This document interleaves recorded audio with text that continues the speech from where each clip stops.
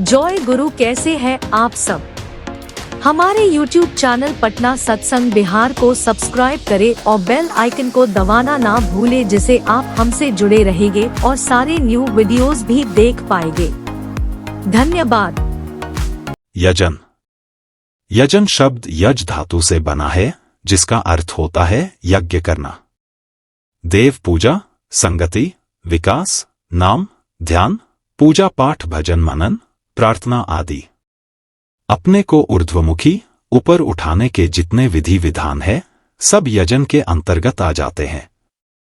इसके द्वारा हम आत्म परिष्कार करते हैं, आत्मचिंतन करते हैं, आत्ममनन करते हैं, अपने को पहचानने की कोशिश करते हैं। हम ब्रह्मपुत्र हैं, ब्रह्माश हैं। हम उपरोक्त साधनों द्वारा अपने को जानकर सीढ़ी दर सीढ़ी ऊपर उठाते चले जाते हैं। आत्मदीपो भव को मज्जागत करते हैं। उत्तिष्ठः जागृत भवः, उठते हैं, जागते हैं, अज्ञान को दूर कर, तामसिक निद्रा को दूर कर ऊपर उठने की कोशिश करते हैं। पशु मानव से नर मानव, नर मानव से देव मानव बनने की कोशिश करना ही यजन है। उपनिषद की वाणी तत्वमसि अर्थात वही है तू, वही है तू के तत्व को जानने का प्रयास करते हैं। अध्ययन, अध्यापन, स्वाध्याय, साधना, पूजा हमारी सहायता करते हैं। पातंजलि के अनुसार योग चित्त वृत्तियों नियंत्रण करने को कहते हैं।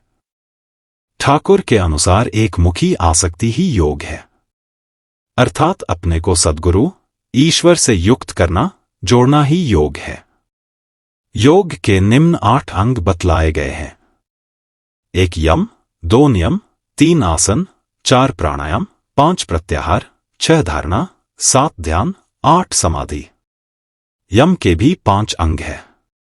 1 अहिंसा, 2 सत्य, 3 अस्तेय, 4 अपरिग्रह, 5 ब्रह्मचर्य। नियम भी 5 प्रकार के कहे गए हैं। 1 शौच, 2 संतोष, 3 तप, 4 स्वाध्याय, 5 ईश्वर प्रणिधान। उपरोक्त सभी यजन के साधन हैं। यजन द्वारा हम अपने मनोजगत को इष्ट के इच्छानुसार ढालने की क्रिया करते हैं। यजन अपने को भीतर से बाहर निकालने की प्रक्रिया है। यह हमारे व्यक्तित्व में चुंबकत्व पैदा करता है, एक आकर्षण पैदा करता है। ऐसा उच्च व्यक्तित्व लेकर ही हम याजन करने, परिवेश निर्माण करने के लिए निकल सकते हैं। स्वाध्याय क्या है?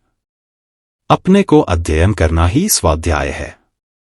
शास्त्रों का, किताबों को पढ़ना भी स्वाध्याय कहलाता है। लेकिन असली स्वाध्याय तो अपने को पढ़ना ही है। उससे अनुभूति आती है, श्रद्धा आती है और अंततोगत्वा विश्वास आता है। किताबी अध्ययन से बुद्धि आ सकती है, ज्ञान, प्रज्ञान और विज्ञान नहीं आ सकता है। बुद्धि शब्द बना है धि से, जिसका अर्थ बुद्धि होती है। लेकिन धि के आगे बु उपसर्ग लगा देने से ही बुद्धि विकृत बुद्धि के अंतर्गत आ जाती है। विवेकहीन धि बुद्धि और विवेक युक्त धि ही ज्ञान है, बोध है, अनुभूति है। बुद्धि का वासस्थान मस्तिष्क है, अनुभूति का वास स्थान हृदय है। हृदय ही हमें श्रेष्ठतर मानव बनाता है और मस्तिष्क हमें खूंखार मनुष्य बनाता है। उपासना क्या है? अपने इष्ट को आसन पर बैठाकर स्वयं उनके नीचे उपासन ग्रहण करना है। चूंकि हम नीचे बैठे हैं, इसलिए इष्ट से शक्ति प्रवाह स्वतः हमारे अंदर प्रवेश करता चला जाता है। हम दोनों एक साइफन से जुड़े रहते हैं। अंग्रेजी में एक शब्द है अंडरस्टैंड, जिसका अर्थ होता है समझना। समझने के लिए हमें अपने से श्रेष्ठ के अंडर में स्टैंड होना पड़ेगा। उप आसन ग्रहण करना होगा। गुरु और शिष्य, शिक्षक और शिक्षार्थी, माता पिता, संतान समान धरातल पर नहीं बैठ सकते हैं। उपासना भी अन्य अनुष्ठानों की तरह एक अनुष्ठान है। अनुष्ठान है अनुस्थान यानी छोटा स्थान। अनुस्थान आंखों को भी कहते हैं, इसके द्वारा देखने और समझने की शक्ति प्राप्त होती है। दो दर्शन हैं। एक ठाकुर का दर्शन जिसमें ठाकुर कहते हैं तुम परमपिता की संतान हो, तुम ईश्वर पुत्र हो, तुम अविकारी की संतान हो। विकार तुम्हारा अपना पैदा किया हुआ है, उसे दूर भगाओ। तुम तो खानदानी आदमी हो, अपने खानदान को बट्टा मत लगाओ। इसीलिए वे सर्वप्रथम दुर्बलताओं से युद्ध कर उसे भगाने की बात कहते हैं। वे कहते हैं, कहो मैं अक्रोधी, मैं अमानी, मैं निर्लस, लोभ जीत, वशी, मैं इष्ट प्राण, सेवाप्टु, अस्ति, वृद्धि, याजन यंत्र, उद्दीप्त, शक्ति समृद्ध, परमानंद, तुम्हारी ही संतान हूं, प्रेम पुष्ट, चिरचेतन, अजर, अमर, मुझे ग्रहण करो, प्रणाम लो। वे इसे स्वतः अनुज्ञा, ऑटो सजेशन कहते हैं। इसकी पुनरावृत्ति और इसका अनुभव हमारे व्यक्तित्व को क्रमशः ऊपर उठाता चला जाता है। स्वतः अनुज्ञा द्वारा हमारे शरीर स्थित निम्न अंतःस्रावी ग्रंथियां, एंडोक्राइन ग्लैंड्स, स्वतः क्रियाशील होती चली जाती हैं। वांछित मात्रा में हार्मोन का स्रवण होने लगता है। निम्न ग्रंथियां, जिन्हें ठाकुर गांठे कहते हैं, स्वतः चटकती जाती हैं और हम ऊपर उठते चले जाते हैं। 1. मूलाधार, 2. स्वादिष्ठान, 3. मणिपुर, 4. अनहत, 5. विशुद्ध, 6. आज्ञा चक्र, 7. सहस्त्रार। हार्मोन एक ग्रीक शब्द है जिसका अर्थ होता है मैं उत्तेजित हूं। स्वतः अनुज्ञा द्वारा उपरोक्त ग्रंथियां ज्यादा क्रियाशील हो जाती है और हमारे व्यक्तित्व में चार चांद लगते चले जाते हैं। ऊर्ध्वमुखी विकास की एक और साधना का वर्णन हमारे शास्त्रों में है। वह है पंचकोशीय यात्रा। इसमें हम क्रमशः अपने को अन्नमय कोश से प्राणमय कोश, मनोमय कोश, विज्ञानमय कोश और अंत में आनंदमय कोश तक पहुंचाते हैं।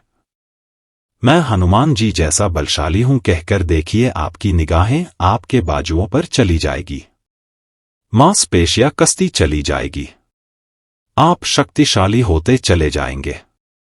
अच्छे कुल के लड़के कोई भी गलत काम करने के पहले हिचकते जरूर हैं कि इस काम के द्वारा मेरे माता पिता के नाम पर कोई धब्बा नहीं लगे। आप भी सोचेंगे जरूर कि मैं ईश्वर पुत्र हूं, कोई भी ऐसा काम नहीं करूंगा कि मेरे परम पिता को कष्ट हो, उनका नाम बदनाम हो। ठाकुर कहते हैं, मत कहो कि तुम कापुरुष हो, मत कहो कि तुम भीरू हो, मत कहो कि तुम दुराशाई हो। परम पिता की ओर देखो और आवेग सहित बोलो, हे परम पिता, मैं तुम्हारी संतान हूं, मुझ में अब जड़ता नहीं, दुर्बलता नहीं, मैं अब कापुरुष नहीं, मैं भूल कर भी अब नरक की ओर नहीं दौड़ूंगा। तुम्हारी ज्योति की ओर पीटकर अंधकार, अंधकार कहकर चित्कार नहीं करूंगा। यह पितृभक्ति है।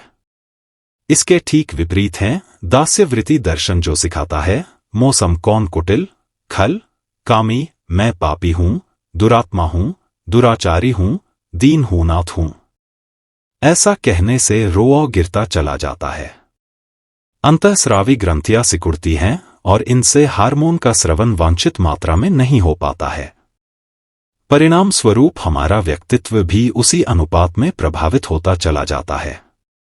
प्रथम दर्शन के विरोध में कहा जा सकता है कि यह दर्शन हमारे अहं को भोजन देने वाला है, पुष्ट करने वाला है।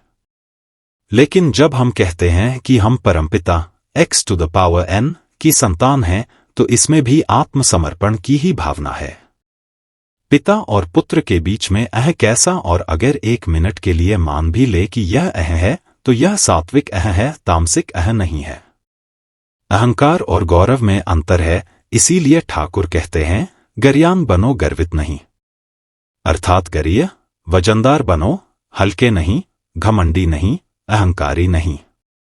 अपने गौरव और गरिमा को धूमिल मत होने दो।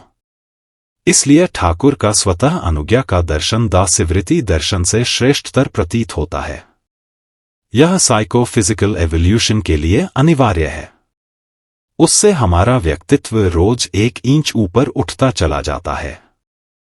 सार रूप में, to exalt one self, with pious worship is yajna. जॉय गुरु। अगर हमारा वीडियो आपको अच्छा लगा तो हमारे YouTube चैनल पटना सत्संग बिहार को सब्सक्राइब करें और बेल आइकन को दबाना ना भूलें, जिससे आप हमसे जुड़े रहेंगे और सारे न्यू वीडियोस भी देख पाएंगे। एक छोटा सा रिक्वेस्ट है, आप लोग कृपया हमारा वीडियो को शेयर करें अपने गुरु भाइयों को, गुरु माताओं को, अपने फैमिली मेंबर्स को। धन्यवाद। जॉय गुरु।